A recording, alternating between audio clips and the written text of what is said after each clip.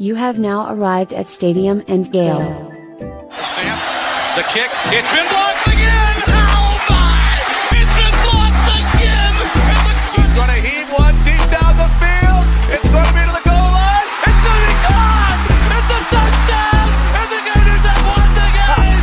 Tyreek Cleveland! Oh my! I can't believe what I just saw! Dropping back to throw, pops and fires the ball over the middle. It's there! It's there!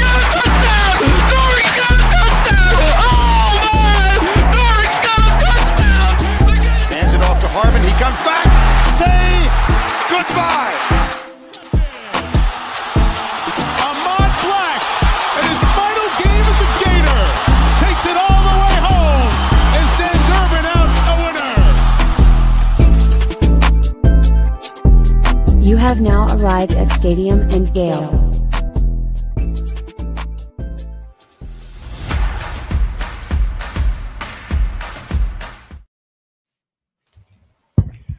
Boys and girls, ladies and gents, welcome to another episode of Stadium and Gale. It's your boy Corey, live from the vehicle. It's Dan. Nick, you're on mute, friend. Well, it's your boy Jay. Okay, and it's your boy Jay Scott 25. What it do, y'all boys? What's happening? What up, 25? Yes, sir. Man, it is, it is what it is. It's time, Tough time. one, another tough one, guys.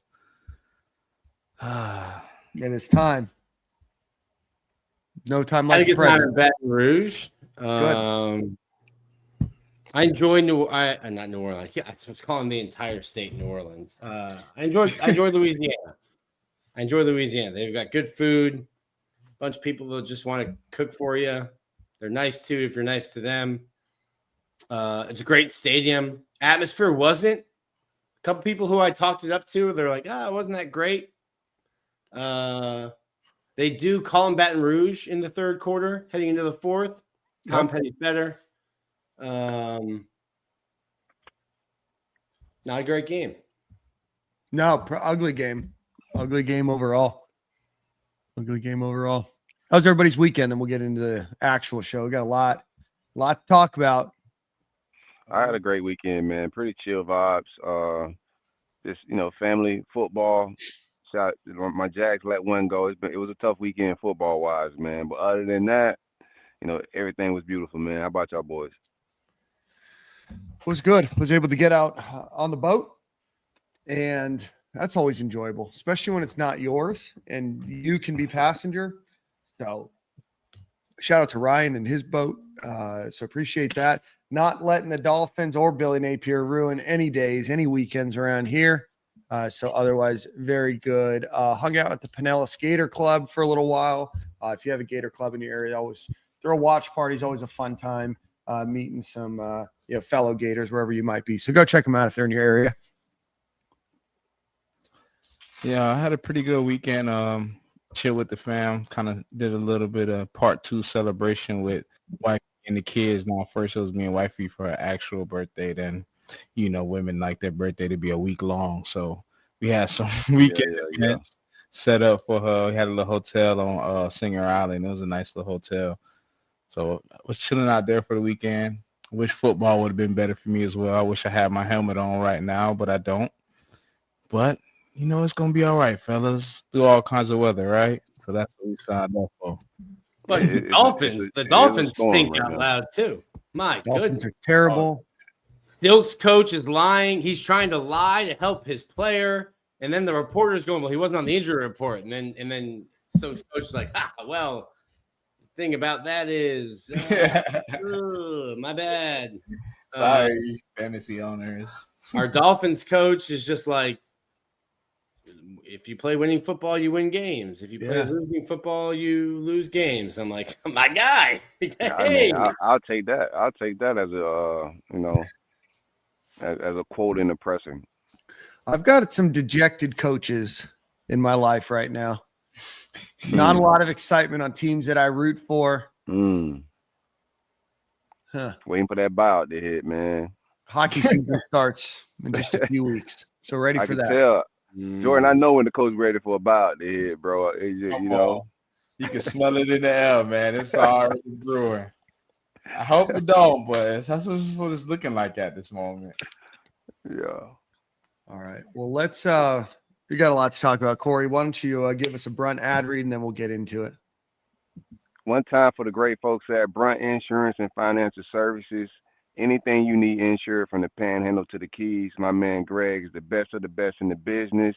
I promise you, he can get you the lowest quote possible. If not, it don't cost you a dime to find out. Visit bruntinsurance.com or 954-589-2204. Home insurance, auto insurance, life insurance. Just as a valued customer myself, I've had Greg for like 5-6 years covering my home. Best of the best with customer service. You can call him at any time of the day. Greg gonna pick the phone up and take care of you. 954-589-2204 or bruntinsurance.com. Call them folks, see if you can save some money, man. Greg, what it do, baby?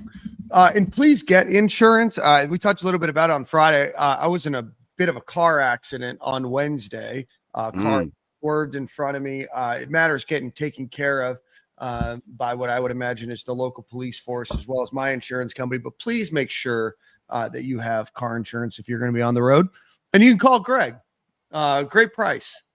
It's going to cost you a hell of a lot more to not have insurance than it would if you had it. So, all right, guys, I'm fine. I know a lot of cries and whimpers went out. I'm still here. The haters say I couldn't made it through, and I made it. It. All right. Let's see. Gators lose 20-10 in LSU. Otherwise, a relatively ugly performance by both teams. Defense played well for the Gators. DJ Lagway, unfortunately, throws 5 interceptions in this game. We'll talk about all of that. But again, defense only gives up 1 touchdown. There was a pick 6, as I'm sure you know, returned for a touchdown in this game. But in back-to-back weeks, the defense only gives up 1 touchdown, and the Gators find themselves on the losing side of that game. So, guys, let's just get some overarching thoughts. Then we'll do offense. We'll do defense. We'll talk coaching. We'll talk lists. We'll talk it all. Sounds like a plan. Nick, you were there.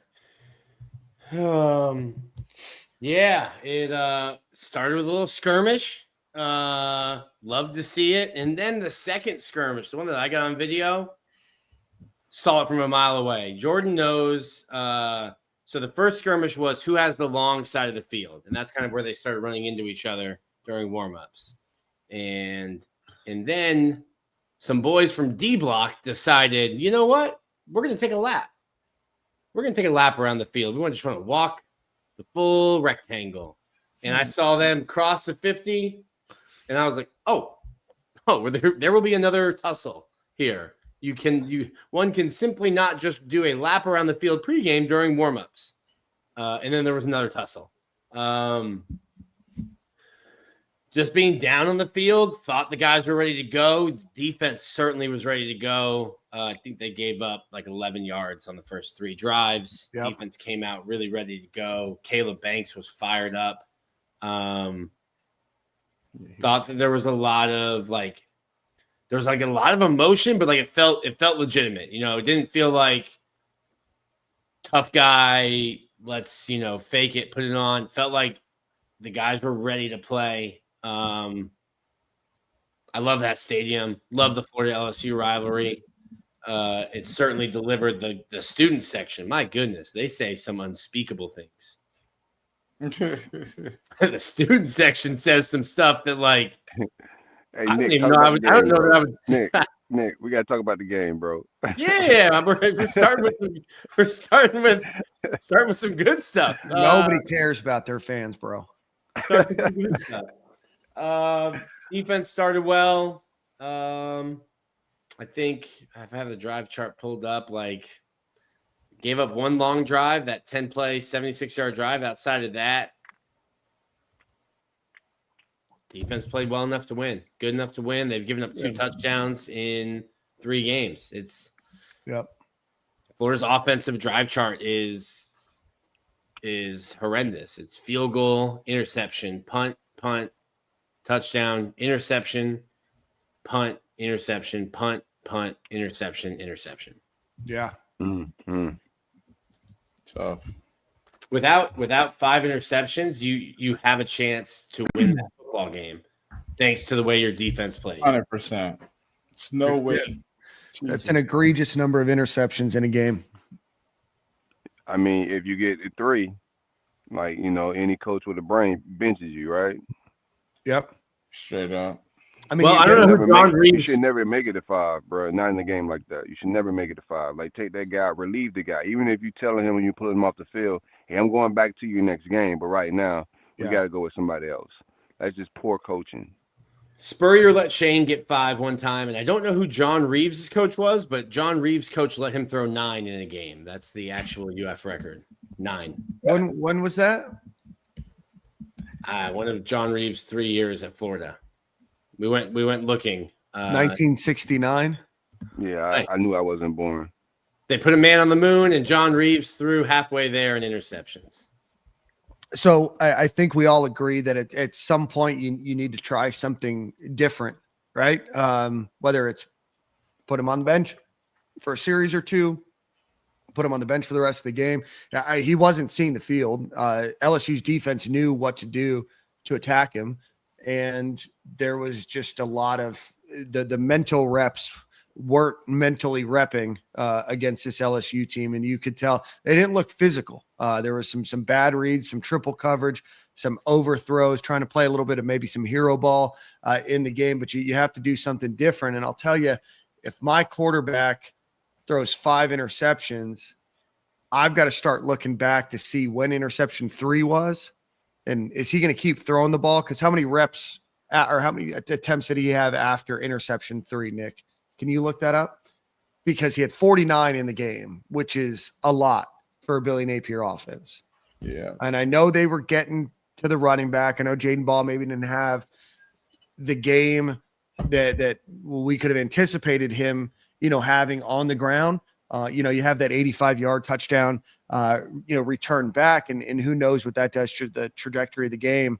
But throwing the ball 49 times and your quarterback ends up with 5 interceptions is just a little bit of malpractice. And I know you have a game plan, but you've got to do something when that game plan meets the enemy and that enemy punches you in the face 5 times.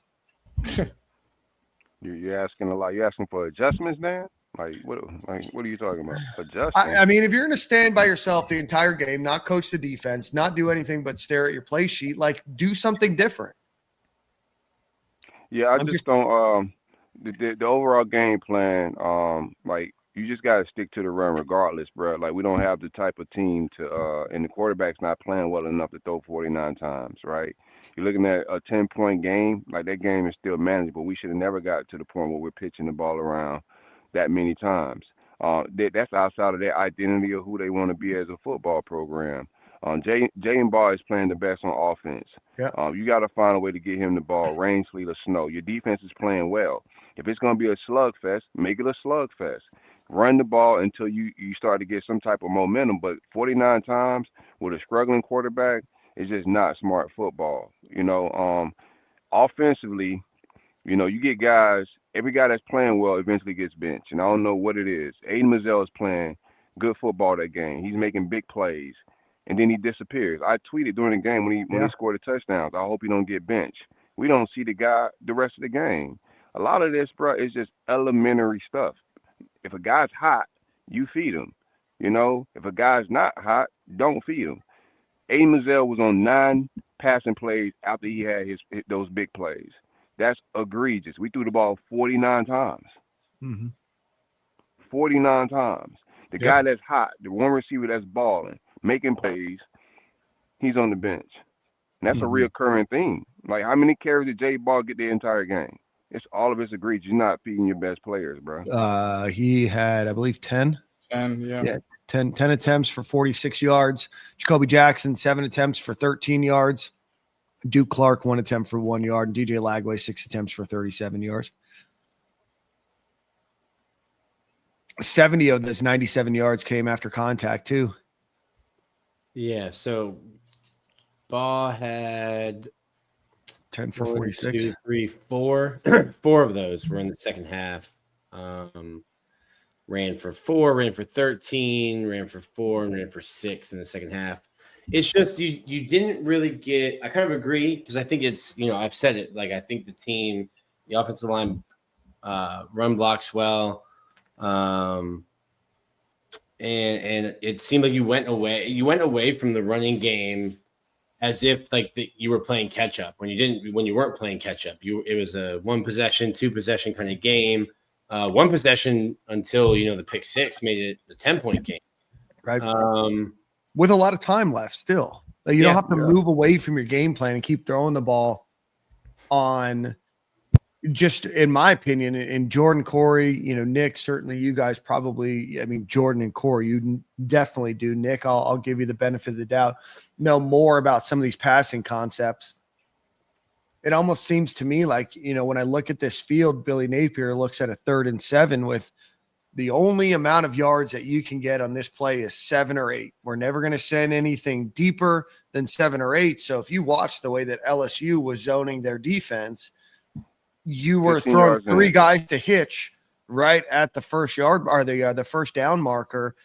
They were blanketed. I don't blame DJ Lagway for everything. I think that Florida does have a separation issue at times at the wide receiver position, but everything that I look at about this offense just looks poorly managed, poorly executed, and it looks like a coach that is absolutely waiting for a buyout. And I don't want to be critical of players. I know that they're putting their bodies out there, but right now this is just kind of an abomination of an offense right now.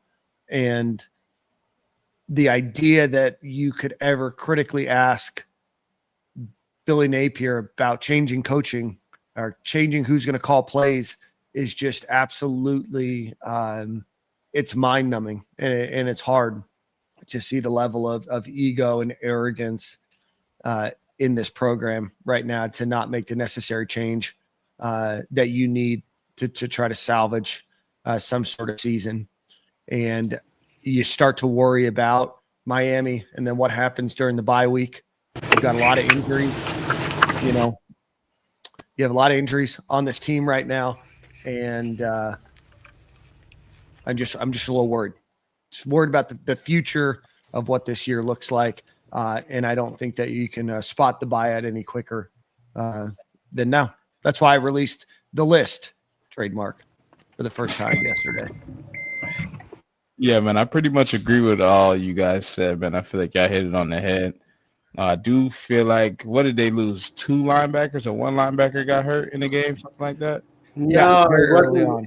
He got ejected. There's 3 of them. One got ejected, one got injured, right? Yeah. So Witt, who was a preseason All-American, ejected on like play 3 or play 2. And then his brother got hurt. And Brian Kelly said we threw the 3rd one in there, and I don't know that he really knew what he was doing, but he played hard. Exactly. Like, why aren't we running our best player right at that? Like, we're the best at run blocking. Our identity is not airing the ball out 40 times a game. Why aren't we running the football on a 3rd, 4th string linebacker? Like, that's what had me kind of lost in the game. And obviously, you're down. We know you want to throw your way back into it, but like we said, it was a 1 possession game, 2 until the pick 6. Like, yes, you threw 5 interceptions, but it was only a two score game, which is rare. It should have been a blowout considering 5 interceptions, and we couldn't score any on top of that. So Florida dropped back to pass in this game. Now, this includes some runs and stuff like that. 59 times to 23 rushes. That's not our identity, man. We don't have an identity. Our identity is lost. It has to be, because I don't understand how you're into that game plan and seeing the circumstances, right? It should have been a gimme. Like, you got 2. I guess they're maybe thinking because they're backup linebackers, let's put them in coverage. But I'd rather run right at them. Forget it. I'll play hard. Especially if the pass ain't working. I don't know. That was just my in the situation. I would.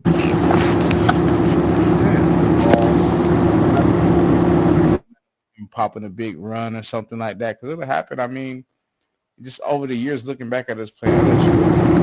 Damn, Corey, your EC. It's never like just gashing them for 10, 20 yards of pop, nothing crazy. It's going to take some time. This is SEC football, so 3-4 yards of pop, that's you can live in that world for a long time and be successful. I feel like Jaden Ball was averaging about 4 yards a carry. Obviously, he didn't get a lot of carries, but like I would have kept feeding the horse. I mean, you have one of the best running backs, we think, in college football, or at least in the SEC, or at least a very good running back in college football, and you're giving him the ball 10 times. And it's the only running back this year that's worked for you. Right? Yeah. Like, no offense to Kobe and Jack Cheese, like him. Yeah, I like him. He had a great run, honestly. It got us like 3 yards, but he made a lot of dudes miss for 3 yards. Yeah. But like, I'm not saying that. I feel like it should have just been heavy run emphasis. Take the pressure off Lagway. After interception number 2, I would have been trying to game play the ball more, honestly. But yeah, I mean, the 59. Yeah. I'll look. That's got to be the most that Florida's ever scared. I dropped think back. he honestly just got scared. The moment was too big for him, and he just went to shit. Excuse my language. He just started calling stuff he wouldn't never called before. You thinking stuff's gonna happen that really has never happened for us. This is not LIU. You can't just air the ball out against these guys and have fun. All right. Yeah. I'm going to look over the last few seasons if Florida's ever even come remotely close to that. I don't know what they saw in LSU's DBs or team. But maybe in the Kyle Trask era, maybe Trask do a little 40. I meant under Billy Napier.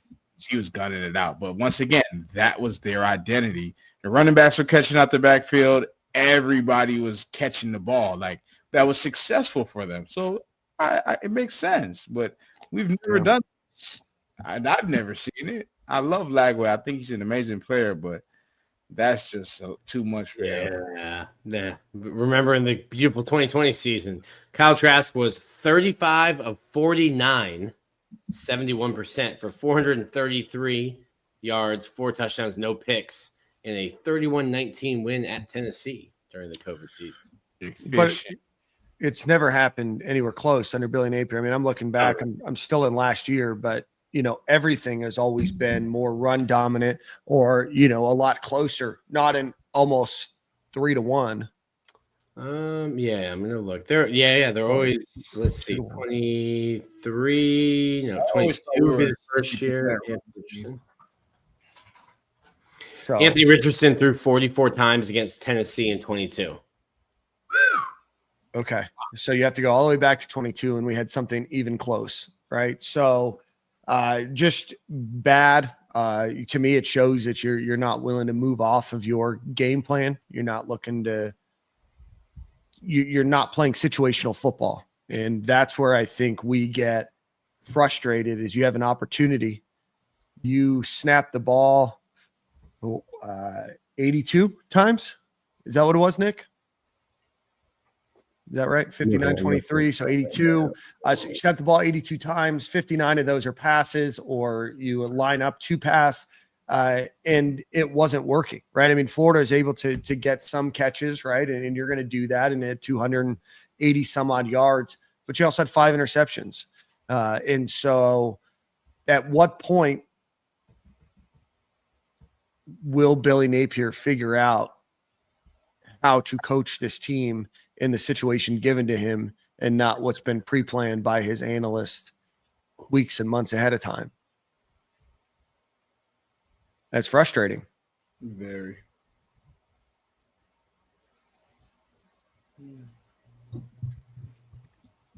Any thoughts? Are you back, Corey? I think so. I hope so. Yeah. Y'all see me? You're back. Y'all see me? Yeah, we got you. Yeah. I don't see myself. So how do I sound? Sound okay? Good. Yeah. You're live. What did I miss? Thanks, man. We're just talking about 59 passes to 23 runs. My personal thought is I honestly think he just got scared, man. The moment got too big for him. Interceptions got to flying. And you got to think in this situation, defense is playing lights out. This is your offense. You don't even have an offensive coordinator to blame this on. This is all falling on you after just coming off a upset last week. You get put into a tough situation where you're forced to make the right play calls again and win this ball game. And I think that just made him go to passing. How, I don't know. But that's obviously what he chose to do. But it was not a smart idea. Obviously, seeing the situation now that we're dealing with 5 interceptions, they're making memes about this kid. Yeah. Making him feel all type of bad. I feel bad for the kid at the same time. I mean, he's still very young. Just missing the entire offseason, trying to come back and take on the hardest schedule in college football. I get it. I'm not saying that he's supposed to be Superman. I want him to be, but he's obviously just not. So at that rate, we either need to do a little quick in-game change-up when somebody's on pick interception number 3 or 4, get him out of there, and get ready for the next week, man. I still got faith in Lagway. That was just tough to watch. Tough to watch throughout the whole game and just watching him sell us out like that. Yeah. Yeah, man. My thing is like watching DJ from his footwork, everything he did last year, it's an obvious regress. Could it be from the rust, etc.? Yes, but it's just unfortunate and it's tough to watch him regress the way he did. You know, he just don't look as confident into everything that's going on from his footwork. You know, where he's going with the ball, the play calls. He's just not exuding that same confidence that he had last year. And it's just not one position. Like every position is regressing a little bit. We seen Trey Wilson come in as a freshman, and we all got had these high hopes for what he could be, and then he takes a step back. So you watch his game kind of diminish. ETN and whatever struggles he had with pass blocking, but he never evolved to that next level when he ended up leaving. Right, Jaden Ball as a freshman, he looks dynamic last year. This year, it's not looking the same. You know, as far as his touches, when he gets the ball, it's not the same type of spacing. I don't know what it is, but it's just not the same with even Jaden Ball. With production wise and what we thought with the sophomore jump he would take. And you just ask yourself, man, like all of our best playmakers either came over from Louisiana with him. You look at Osiris and you look at my man, the running back Montreal. And even if you go with, you had Mertz come in, Pearsall, like all these guys, Jake Slaughter, All American is not a Napier guy. Like who on offense has he brought in that has developed in his full capacity? Nobody. Osiris Torrance. That was like I said, he came from Louisiana. Like what guy? Well, that he brought came. in He came with Billy Napier from right, Louisiana. but he came with Billy Yeah. Napier from like that. That's just that's just one example, but like that's a no-star kid that they found and developed and brought with them from Louisiana and turned into a first-round pick. Yeah, which is cool, second right? Because round, Rob Sell wasn't a part of like his early on development, right? With Osiris, but when I look at our roster, our recruiting class on offense, defense, I can see the development happening, right? In a lot of positions. On offense, I'm not seeing it. You're a receiver guy. All of our best receivers has came through the transfer portal. We haven't taken a room that we've invested very heavily in with bringing stars in. Like who has really made that turn and been developed to go to the NFL? Not a single guy. So it ain't just Lagway. Like you can question the entire development of the offense. The play calling ain't developing and going to the next level. The players aren't like the offensive line. Like who on the offensive line has developed under their watch? Yeah, obviously a lot of concerns on the offensive line. Still a lot of the same issues. I tweeted it the other day. This 2 offensive line coach situation has been just an abject failure. And I don't know if it's the people that have been involved. I don't know if it's the way that group is split out and coached. But you can't tell me that you are smarter than every other team in college football and have 2 offensive line coaches and you can't recruit better than a lot of programs you're competing against. You're not developing the same way or better than your competition. And you still don't have enough offensive linemen right now to be able to sustain long drives, sustain a pocket presence, And I don't know how you can't look at that position and say, man, what a disappointment, not just in the players, because I'll be less critical of them, but the 2 offensive line coach thing just has not worked at all at Florida. Yeah. Man, I feel like offensive line has definitely been a problem. And maybe this is where some of the problems are stemming from the play calling. Maybe he's not confident enough to call some play calls where he feel like we have enough time. I'm really lost for words and what to think about this entire offense as a whole. But I'm not saying somebody needs to blame. I don't really care about who to blame. I want to just pick wherever it's at, whether it's the right side of the O-line, play calling, needs to be more run heavy than pass. I'm not sure where we need to land, but I do not want to come out and it be the same exact thing this upcoming week. You know what I'm saying? I feel like coming out and not making any adjustments, any changes is just ridiculous to me. Like, that's how I kind of felt this week from watching us go against USF. Offense stalling multiple times, so going to Death Valley. Offense again stalling out multiple times with no adjustments. We go into halftime, we don't make no adjustments. We don't come out and like start fast out of halftime. That's the time where you get to actually see what coverages they've been playing for the first half. What have they been mostly running? What are we seeing when we're in two high, one high, stuff like that to kind of evaluate what play calls you're going to get on certain down and distances. I feel like you aren't making any jump and any change in that in the second half. Shows me that maybe something else needs to change. I don't know what it is, but something got to give.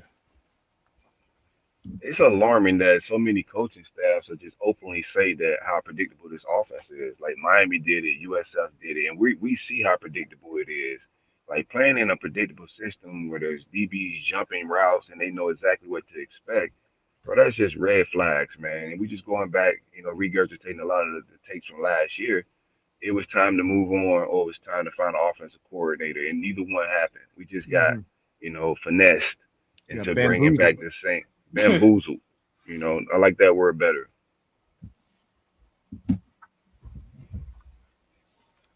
How do you guys feel about the overall? Like, are we talking defense, or are we just talking offense right now? I figure we just talk offense for now because I want to give the defense their flowers separately because I thought that they played well. Any highlights? Aiden Mizell, Corey, I know you mentioned him. He's the Gators leading PFF player for this game. I thought that he had a great game. Caught probably the 2 best passes in the game, only gets 4 targets in this game. Let me get back to this week. Sorry, guys. All right. Season 25. All right. So Aiden Mizell in this game, like I said, 4 targets, 3 receptions, 41 yards, and a touchdown. Plays 9 total plays in this game. Guys, I think it's high time to start seeing more Aiden Mizell. And to be honest with you, I think he's played better than J. Michael Sturdivant. Not being critical of the kid personally, but I think that Aiden Mizell deserves some of those snaps. And I haven't seen what I was told I was going to be seeing out of J. Mike this year. Yeah, J. Mike could probably run some of the best routes in the world, but if the DB know exactly where you're going, bro, you're just not gonna separate. Like they know the route tree. This offense is predictable, so separating gets a little tougher. Everybody's job is tougher if the defense know what you're doing. Yeah, 10 targets to J. Mike, only 3 receptions, 43 yards. Yeah, Ugly. It's just ugly football, man. So bad. It's ugly football. My Pop Warner team has more plays.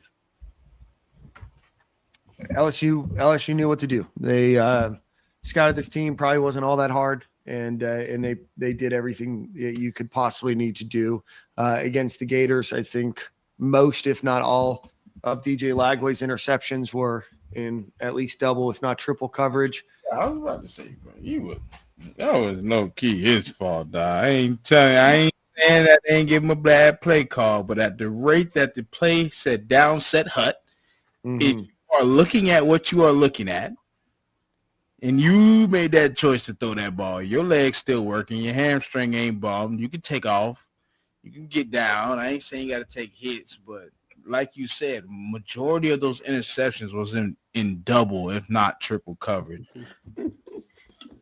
Did you watch all the route trees and combinations from the bird's eye view and see his options? No, I get it. The options was not there. But this is why you are so great. You are a dual threat quarterback. When I don't care if you got to look like Lamar Jackson today, brother. Turn on them Jets and be that guy. Yeah, I'm with you. Like he should be progressed as a sophomore, but everybody on the offense regressed. Like all these superstar kids, like VB3, like we got to get somebody else around this kid before he turns into a shell of himself next year. He's looking too good. Like we get freshmen that ball out, and then the next year they turn into a ghost. Yeah, Vernell Brown, 8 receptions, 62 yards. A good punt return in that game as well. Yeah, I like that one. Jaden Ball, 7 for 7 for 59 yards. He did have the 185 yard.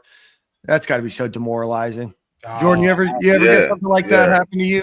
And it hurts the worst because you got to you don't got to stay in, but if you that guy, you got to come back now from just going 80-something yards and be ready to probably get the ball again of some sort, if not be ready to play, because that hurts, seeing that yellow on the floor, man, after you just bust a long one. Yeah, he was so open. I thought like, oh, he must have like ran out of bounds, and that's why they stopped covering him. Right. Was it a wheel route, Nick? I didn't see the play develop. No, he just found open field. Oh, just found open field. Yeah, I just know that he was behind the last line of defense by 6-7 yards, and then just took off. Yeah, they just lost it, and then like he was a good like when DJ threw the ball, I turned and looked. I'm like, where's he throwing that to? And I was like, oh, there's somebody down the field. Had no idea who it was. Just like, who is that, and why is nobody around it?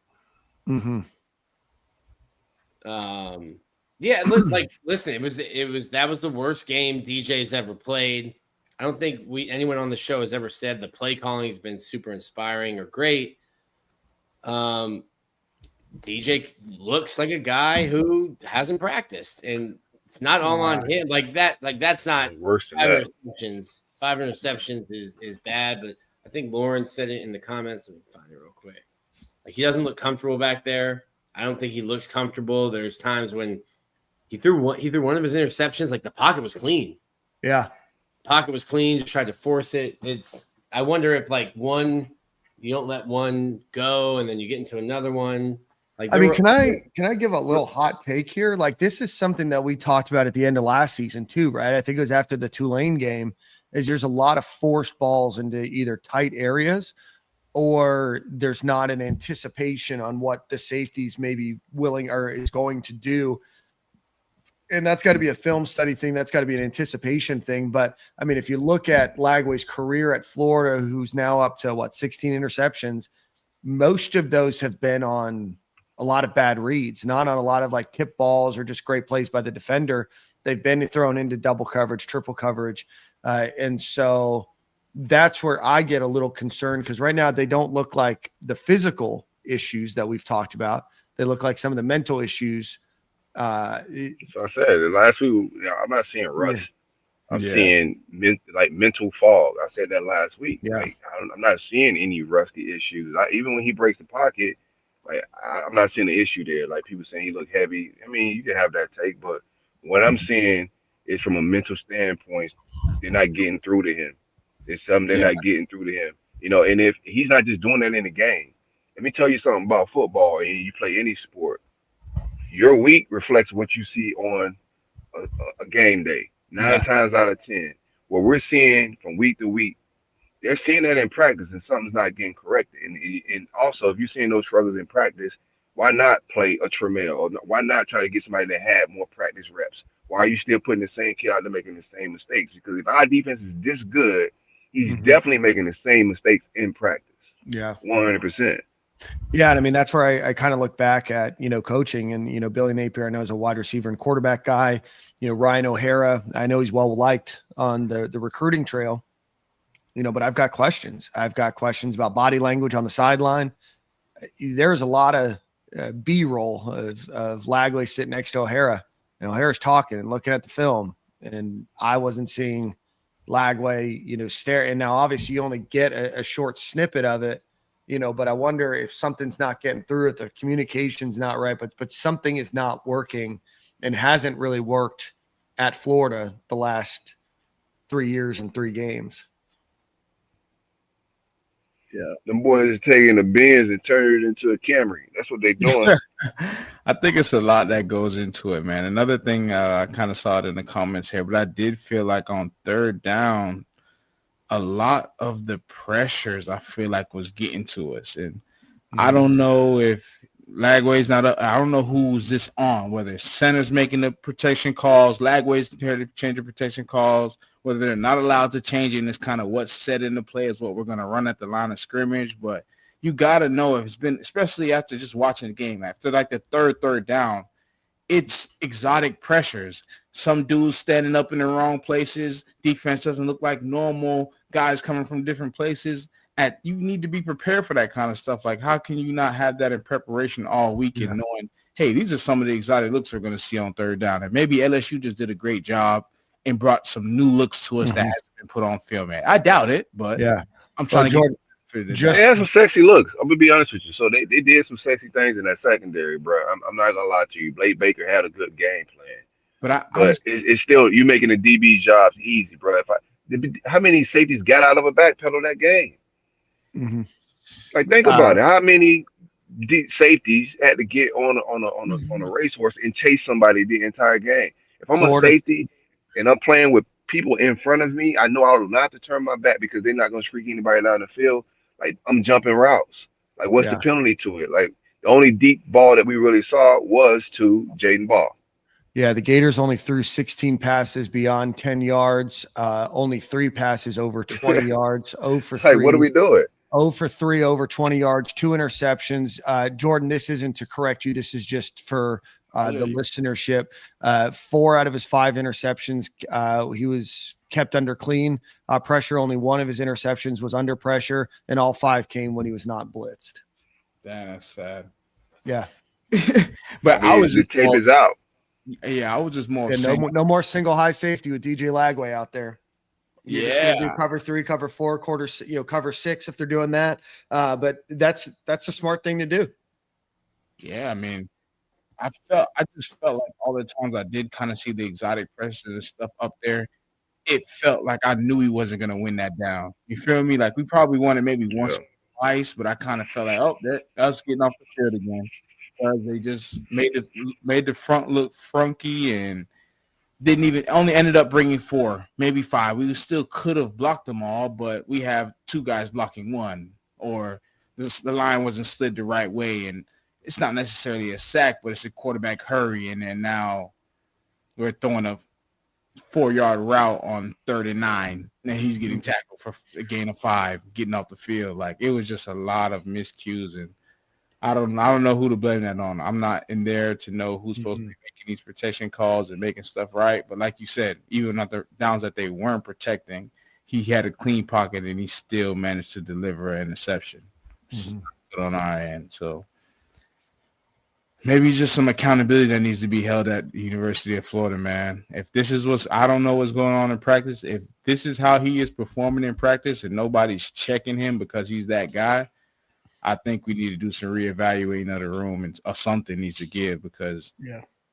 nobody's above the program. I'm not saying this is the case. I'm just guessing. It's the only guess I have left kind of deal because if he just comes on Saturdays and performs like this and he's been balling all week, I feel bad for Billy because, shoot, you're showing me the right things in practice and you come to the game and stink it up. But if you're stinking it up in practice all week, I don't expect anything different come Saturday. We make it easier for you in practice. Practice is normally scripted. You may have like 1 or 2 call-it periods just to kind of get some live action going, but it's normally scripted. You know what you're getting on defense, same as offense. You know what you're getting out of them on that play in practice. So cleaner. So if practice is looking clean and it's scripted, I can't imagine what a game time look like.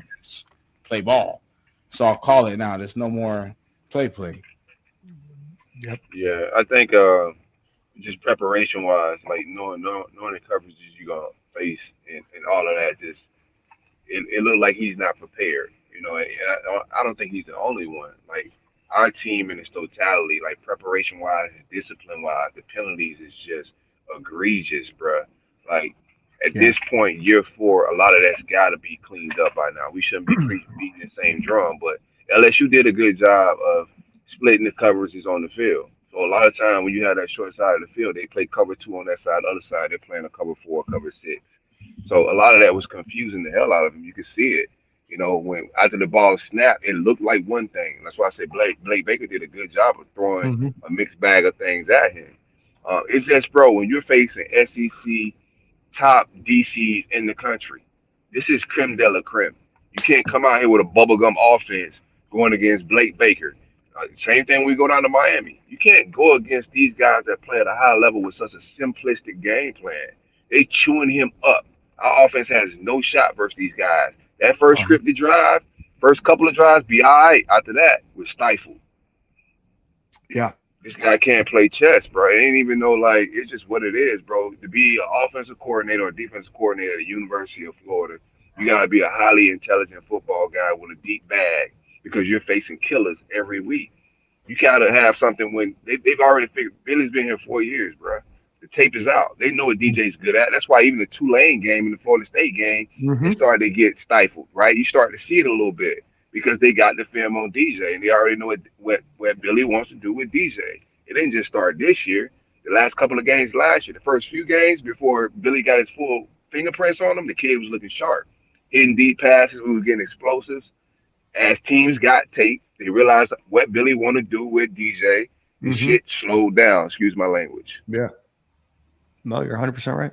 That first drive wasn't even that good. I'm looking at it now. 9-yard pass to VB. I like that. I like that first play call. One, I like win the toss, defer, put the home team's offense on the field. You got people who've been drinking for 24 hours. Bring the quiet down. Then I like that first call. Hey, layup, quick slant, no read. Just we're in the layup line. Make yourself feel good about yourself. Next play is a 2-yard run, and then a 6-yard pass that you get an extra 15 for targeting. A 2-yard run, incomplete pass to Sturdivant, incomplete pass to Hanson, and then a 45-yard field goal. Like it's not even.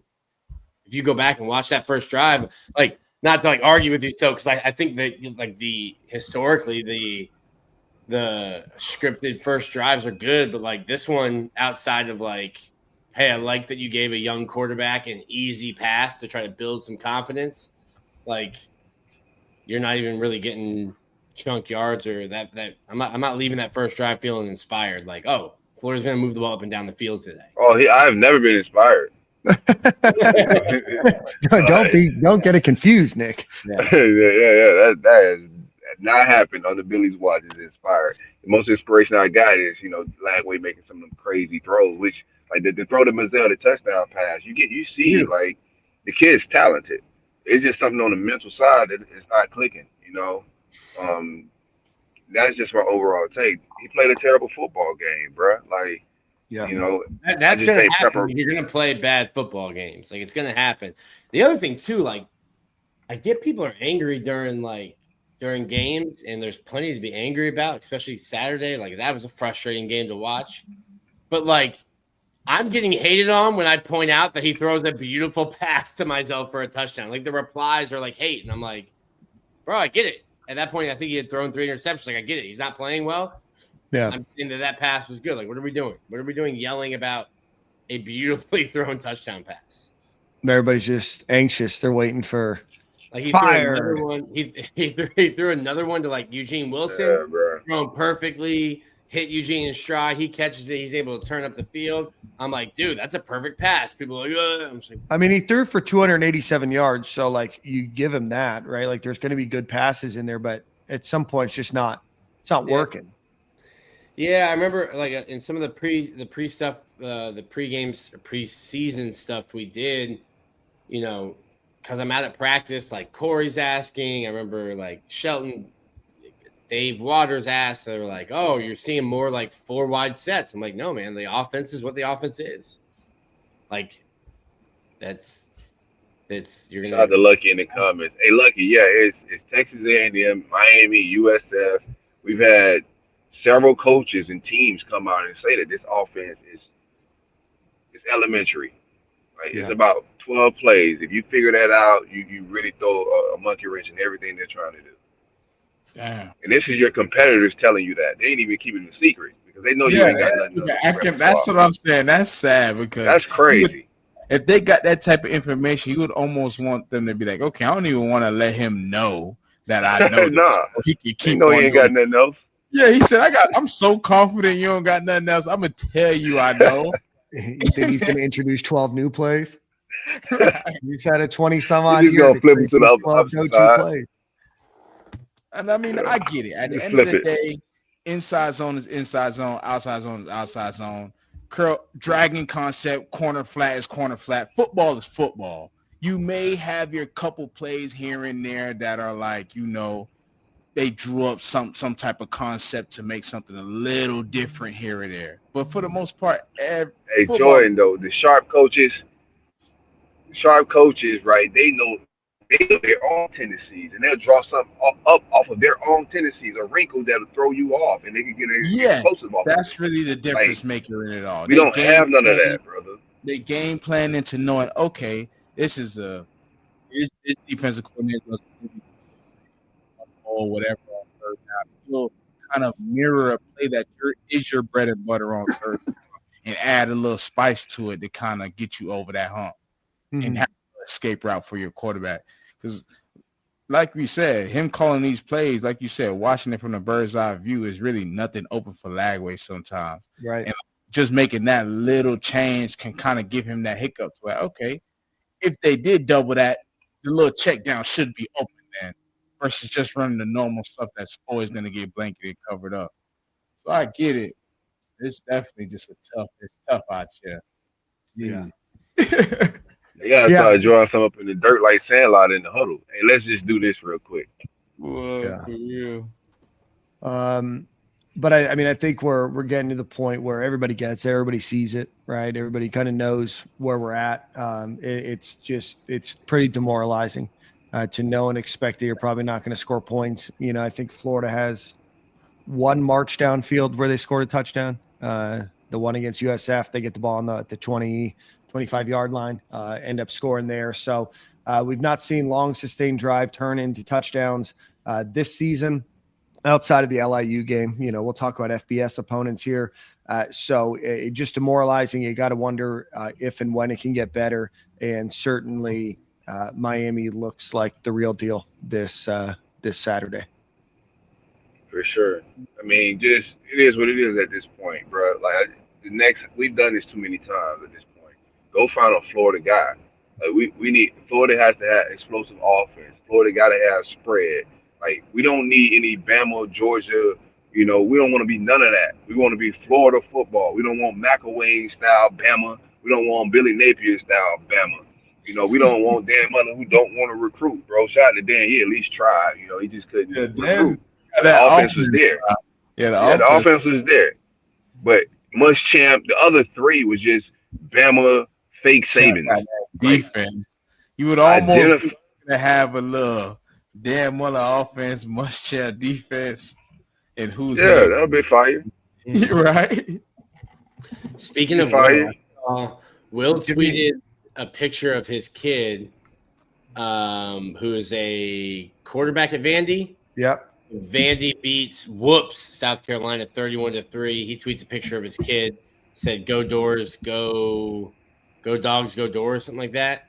And somebody quote tweets and is like, "What a dad flex to take a picture with your son after your son beat a school that paid you $13 million to stop showing up to work."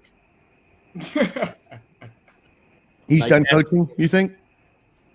Will? I don't know. Yeah. I don't know. Maybe we get a Will Stein, Will Muschamp. The thing about Will Stein is like Will too. Will Square. the University of Florida is not a place where you learn how to be a head football coach. Shit. I think That's what's happening right now. Yeah, I don't know, Nick, if Are you kidding me? I agree to an extent, but I think that the changing nature of college football has added a lot of different parameters and people between general managers, everything else that I'm wondering if that doesn't change. I see it in the NFL, right? And college football is moving a lot towards the NFL. Do you see a lot more offensive coordinators and defense coordinators getting hired now, or do you see some more position coaches starting to get hired a little bit? Yeah, I mean, yeah. And I'm going to equate. Hold on one second, Corey. I'm just going to say I'm going to equate being a position coach in college football or in the NFL probably similar to a coordinator role in college football. So I wouldn't be surprised if you start seeing some more, of these minds move into, some of these higher level roles, knowing that you're adding general managers, you're adding a lot more administration and taking some of the duties off of the head coach.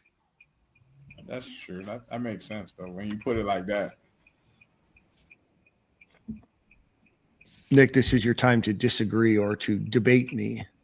I'm not going to debate you. Well, no, I mean, you're just sitting back. You look like Charles Manson's defense attorney, according to one of the comments. I know that you're probably on a bit of a short leash, and probably. Yeah, I mean, I disagree. This is I've watched Will Muschamp learn how to be a head football coach at Florida. Jim McElwain to an extent because it was just Colorado State. Billy Napier to an extent because it was just at Louisiana and it was only 4 years. Like, I've seen it. This is not a place where you learn on the job. Yeah, I can agree with that. Florida, the head coaching job at Florida is a hot spot to be in. Even that sounds good, Jordan, but they don't treat it that way, bro. Like what are we talking? I'd rather go get the assistant because you're not gonna go get me a G5 coach with, terrible. He got experience, but it's Napier. He got organizational skills. He can build a program. Build it to what? No, the hot two coaches right now. You have Kirby Smart. He was an assistant. You have Lanning. He was an assistant. Like, bro, if it's a hot shot assistant, you go get the hot shot assistant. But don't come sell me on some G5 coach that's been at Tulane or something. And he's supposed to be the one to bring in organization and run things the right way. No, go get me a hot shot that can go get points. A young guy that can go get recruits. Bring me a breath of fresh air. University of Florida has been settling with the guys they've been going in with. After Muschamp, everything's going to settle. You can't sell me any different. Muschamp was a hot assistant. Like, he was head coaching waiting at the University of Texas. That was a good get on paper, right? I'm not mad at that get. It just wasn't a fit because he's a defensive mind, and Florida needs a explosive offense, so it wasn't a good fit. But you go get that hot assistant over some guy that's been at G5 and successful, but he has a low ceiling. Give me the high ceiling assistant that can go get points. I mean, Mullen made sense. Like, on paper, Mullen made sense. Yeah, I was about to say, what was wrong with Mullen and why he got fired? Like, that's what I'm saying. Because everybody knew he couldn't recruit. Like, that was the thing with Mullen. But you were still winning ball games. It's just a hot job to have. Like, no matter what, you have to literally be doing every thing right. And, like, it's only two teams that's doing that, the two teams that make it to the national championship. So, like, if you're not one of those, being at a spot like Florida is just a hot place to be. Like, if you ain't perfect, you out of here. And I love the standard. Don't get me wrong. I ain't mad at it because that's how these fans work. That's how everything goes. Everybody wants to win right now. Like, it's no in between. And I get it. I want to do the same thing. And we gave him time, and he's shown us what he's done in this time. And we don't see any, like, progression in it, I guess, if you want to say. It's no real good progression in it. We'll probably take one step forward, two step backwards kind of deal. So, I don't know, man. I don't know who's the answer, what's the answer, but it's a tough place to be. Yeah, I don't know if there is an answer, right? Like I said, dropped the list trademark yesterday. For the first time, it's fluid. So you missed it? I missed the team. Over 50,000 impressions on Twitter. Didn't miss it. So you can go check it out. I'll read it to you, Nick. if you're curious, since Corey's out right now. So we'll talk about defense when he gets back. The list version 1.0. So we'll just share screen, do this. Here's the list, boys. Here is the list. We've got Dan Lanning, number 1. Lane Kiffin, Marcus Freeman, Brent Key, Will Stein, Kenny Dillingham, Rhett Lashley, Brian Hartline. Now, this is the order in which I would call them. I set out a set of rules that just because they're on this list doesn't necessarily mean that I think that they're going to leave the situation that they're in, but I think you need to kick those tires. I think it's a mix of some reaches for sure. And you have to kick the tires on a guy like Dan Lanning. Turned down Alabama last year, has the money in the world at his fingertips. Does he want a different challenge? Is there something about coming to Florida that maybe is enticing? Maybe, probably not. You got to give him a call. Lane Kiffin's there. You've got Marcus Freeman, 0-2 right now. He's got a really nice setup there in South Bend, so probably not going anywhere. But you got to give him a call. Brent Key, Georgia Tech. Again, I know a lot of fans aren't super excited about the offense, but he wins games. He won a game against Clemson this week. I think he's 7-1, I think is what I saw, against AP top 25 teams. Will Stein from Oregon. And Kenny Dillingham, he's at his alma mater. Brent Key's at his alma mater. Kenny Dillingham's at his alma mater. I don't know if Brent Key would come to Florida. He's probably got a really nice cushy setup there. Is Florida what you want to jump into? I don't know his personality. Kenny Dillingham, Rhett Lashley, again, going to be a hard one to get. SMU's got probably more money than nearly any school in college football right now. And then my number 8 there is Brian Hartline. Yes, this list is fluid. It will have some changes. We will move things around, especially as we hear a little bit more. But, I think that – I'll be real with you, man. I forget Tulane's head coach name, but get warmed up. That's a fun list, but just, watching how we hire in every sport, like basketball, we have, one of the top 10 programs, in college football, but that's not how we treat it when it's time to hire somebody. So, Lane Kiffin and Dan Lanning sound like great names, but I'm gonna be honest with you, I don't think that be the route we go. I think it depends on boosters. I think it depends on money. I think that there's going to be some more involvement from what I've heard for some people that are pretty tied in to the board of trustees, some involvement there, and maybe a little bit more booster hand holding and at least kicking the tires. Will it happen? Who knows? Right. I know Florida's history. I know what Florida's done.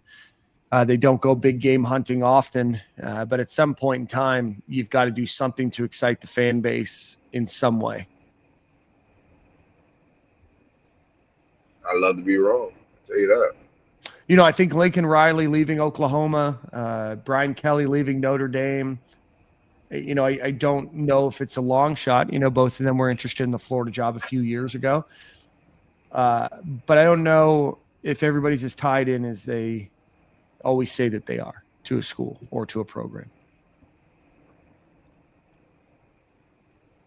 And I also don't think that Scott Strickland's job is on the line with this hire. By the time they figure out if it's a good hire or not, Scott Strickland's contract will be nearing his end. Maybe they won't give him the advisor role post 2030, but we got a quiet group today. I'll carry the pod, boys. I'll carry the pod. Oh no, I'm just chilling, bro. I'm trying to get Nick to give me something, and I think Nick's been muzzled by the administration, and that's fine. While Nick figures out to retighten his muzzle, let's give a quick shout out to 2 sponsors. One is Home Field Apparel. Go visit homefieldapparel.com. Use promo code Stadium and Gale at checkout. You get 15% off of your order. A lot of vintage designs. You guys know the ad read. You guys know Home Field Apparel. Go check them out. Homefieldapparel.com. Promo code Stadium and Gale. Also check out our boys over at Game Time Sidekicks. Want a cool cup like this? Want a cup that's going to keep your hot drinks hot, your cold drinks cold? Go check them out. tons of Florida Gator designs, always creating new and innovative designs and logos for you guys. So go check them out. I love them. I take them everywhere I go. GameTimeSidekicks.com, promo code Stadium15. I think that's one of the problems, man. I think the staff worries about the wrong things. Like the admin, everybody, some of the things that they're worried about is just the wrong things, bro. Some of the off the field stuff that the players are doing as far as what content they go on, all of that type of stuff, bro. You think Mario Cristobal is locked in with that type of shit? You think Dan Lenny cares where these guys are doing media? You think they got time to be monitoring that and shutting that type of stuff down? No, bro. Like, go wing Ames. Go lock into a film room and get your playbook in order. You know, like, they're just worried about the wrong stuff.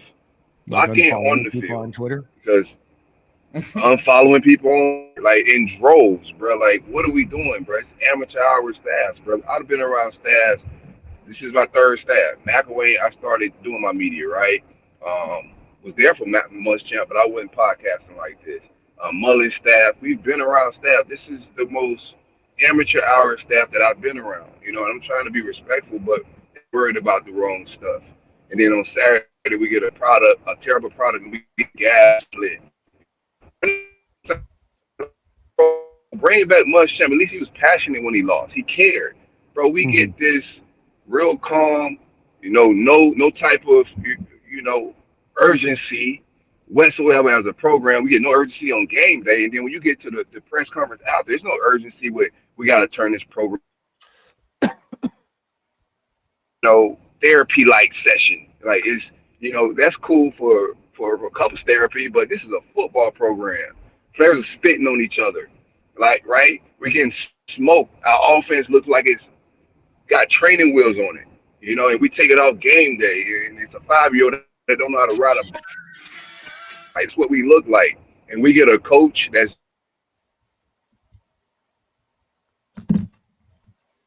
Coach Steve Spurrier raised me, bro. We're not going to get Charlie Strong, Kenny Roberts. Come on. Where is Charlie?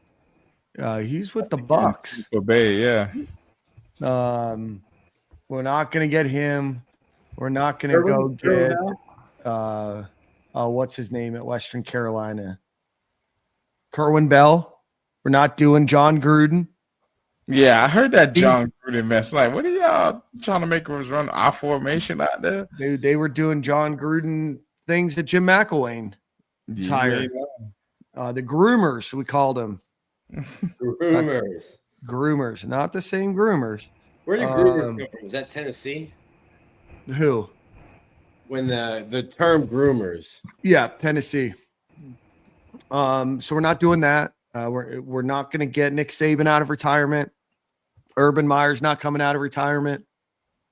A lot of those names that I listed on that list probably aren't coming to Florida. I don't want to get your hopes up.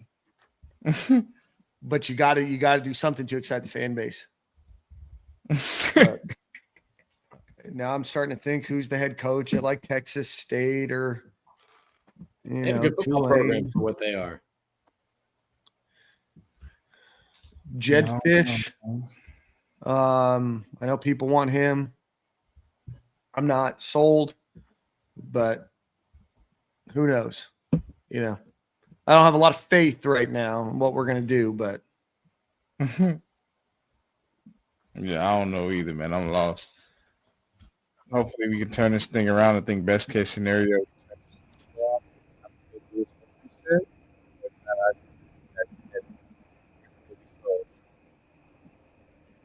Not getting Chip Kelly. Chip Kelly's not coming to Florida. Chip Kelly turned down the Florida job very publicly. He's not coming. There's a lot of names that are not coming. We should create the not coming the list. We'll see. Todd Monken, I don't think is coming here either.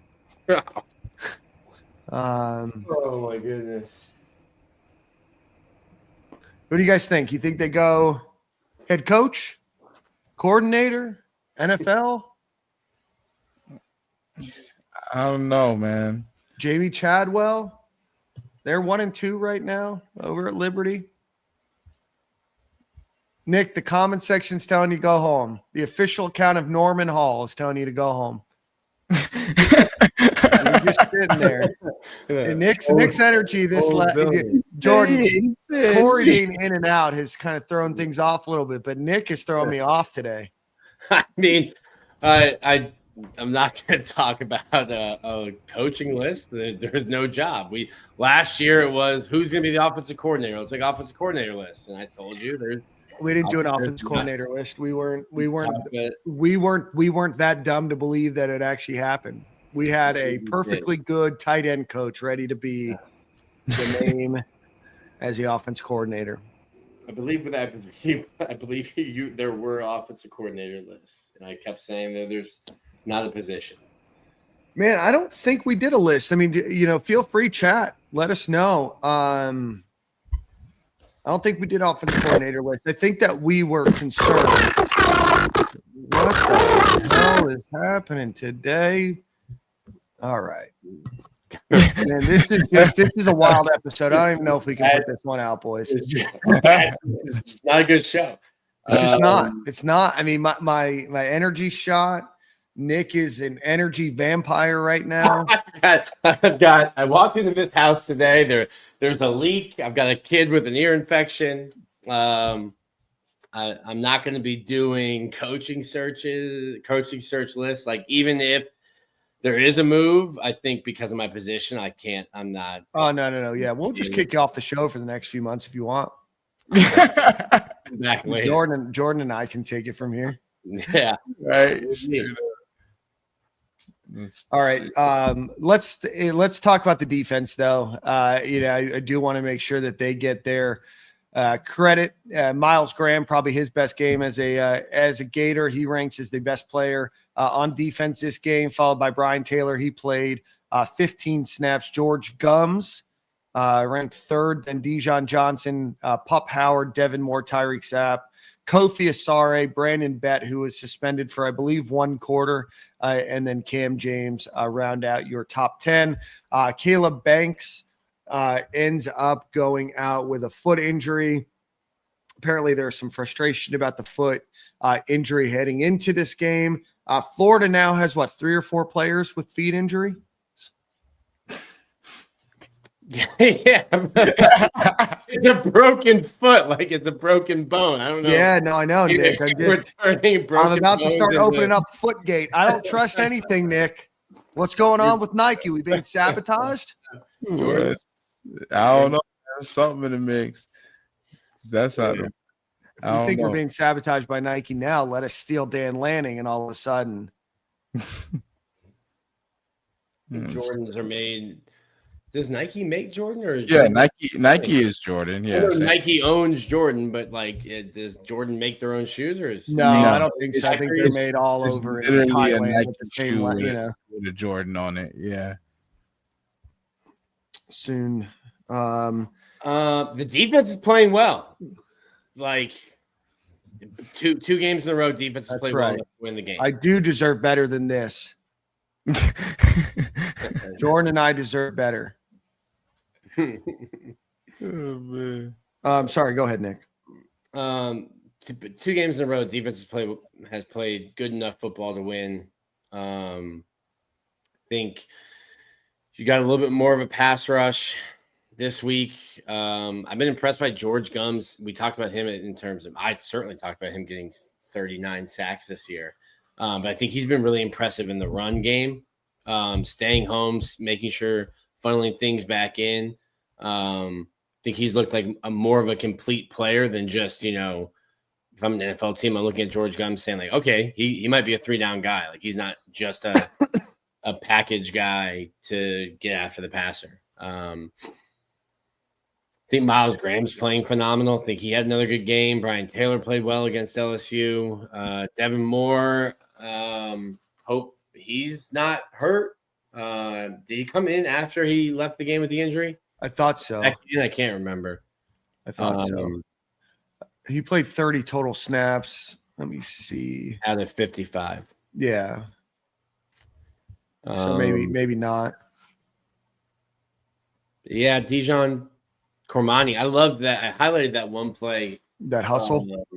Yeah, like that's that was like a DK Metcalf interception, like when DK Metcalf caught somebody, like that's Buda Baker. Yeah. At that point, it's 20-10. Like,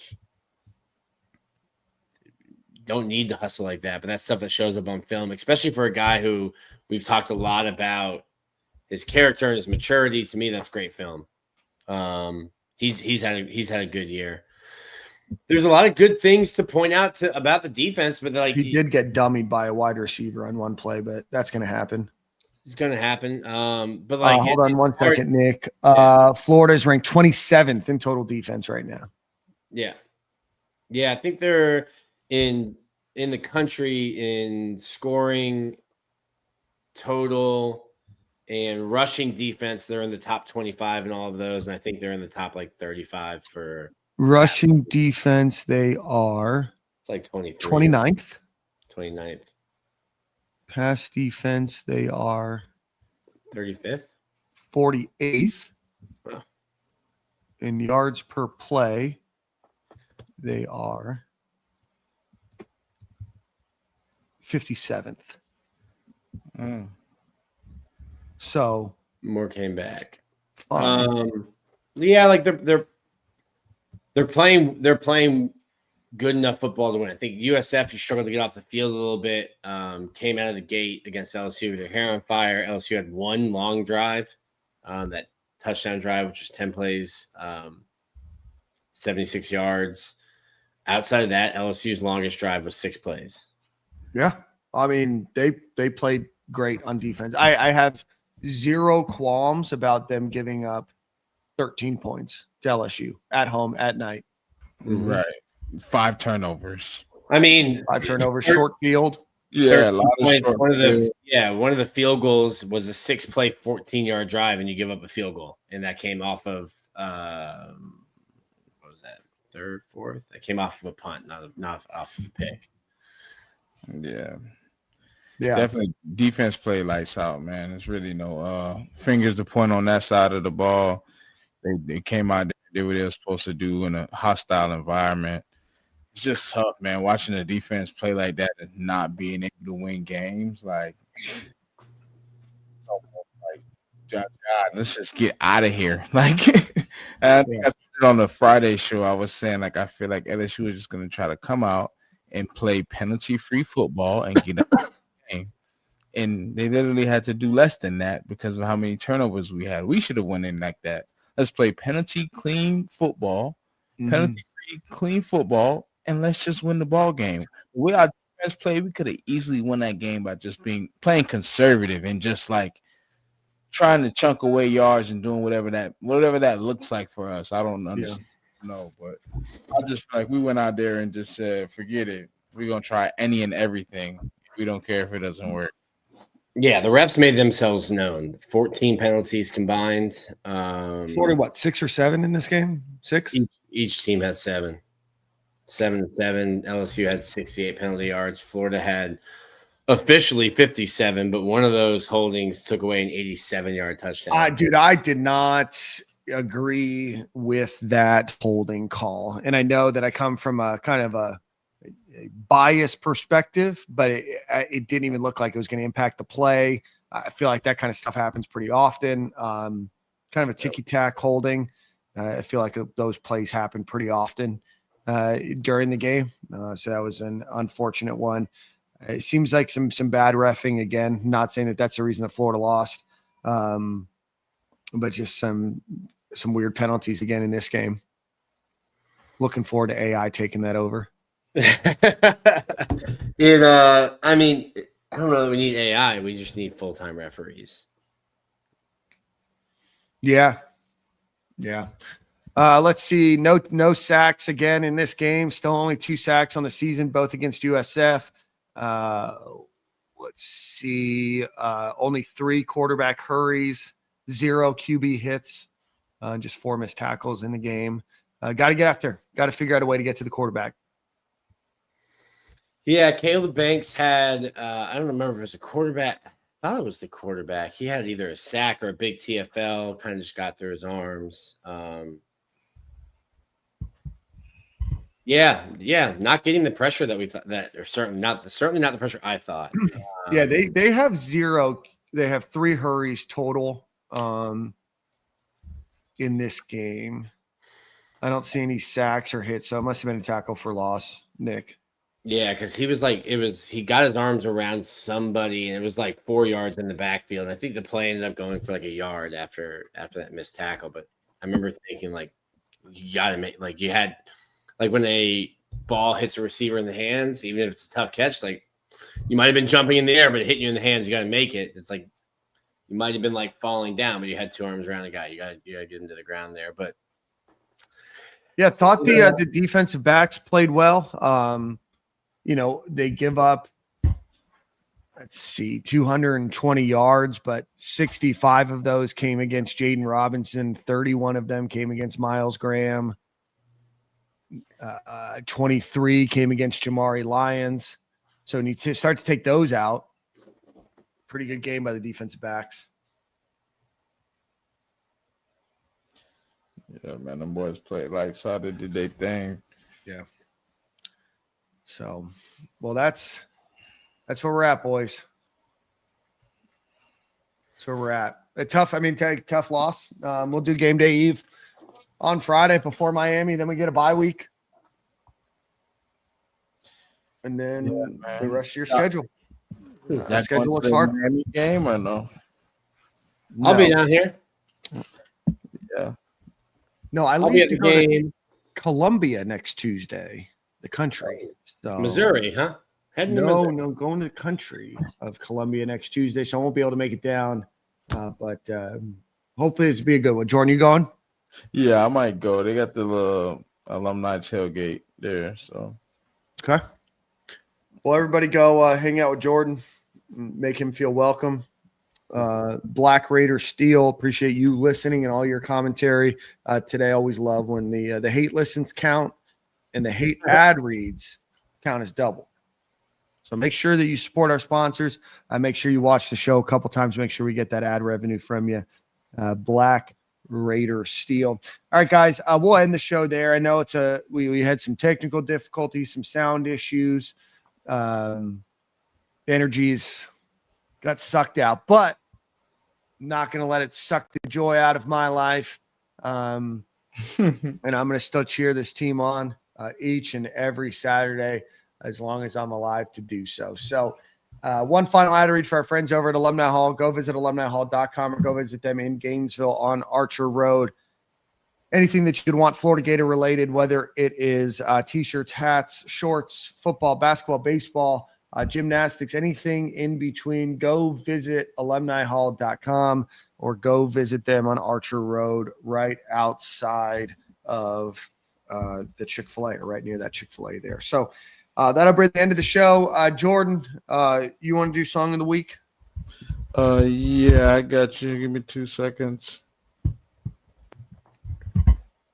Nick, Florida Victorious doing a tailgate for this event or just home games?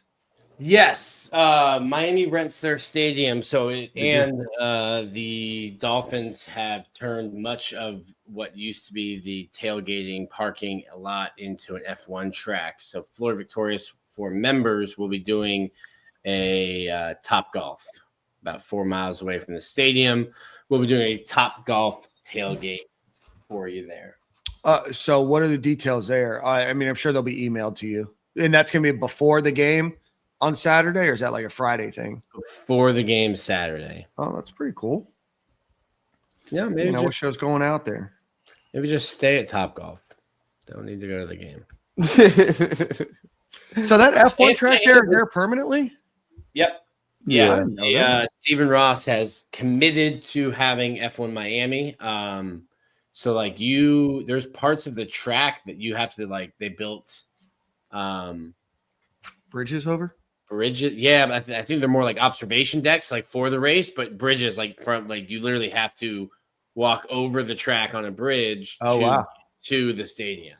Wow. Yeah. So my mom's friend, who's been a Dolphins season ticket holder since it was the Orange Bowl, was mentioning that it's become really hard to park down there. Yeah, it already was before that. I can imagine. But yeah, my song of the week is Florida Flow by Travis Scott and Kodak Black. Got a Florida rivalry going on here. Should be the song for it. Let's hope and pray that it turns out in favors, fellas. All right, guys. Well, we appreciate everybody for watching this episode. Next week, we will try to avoid some of the technical difficulties, and we will see you guys same corner, same time. Hey, go Gators! Go You Gators, still got right? you still got to line up 11 on 11 for 60 minutes. So who knows? Sure. We'll talk more on game day eve. We're gonna send Nick a Celsius before that show. We'll see you guys.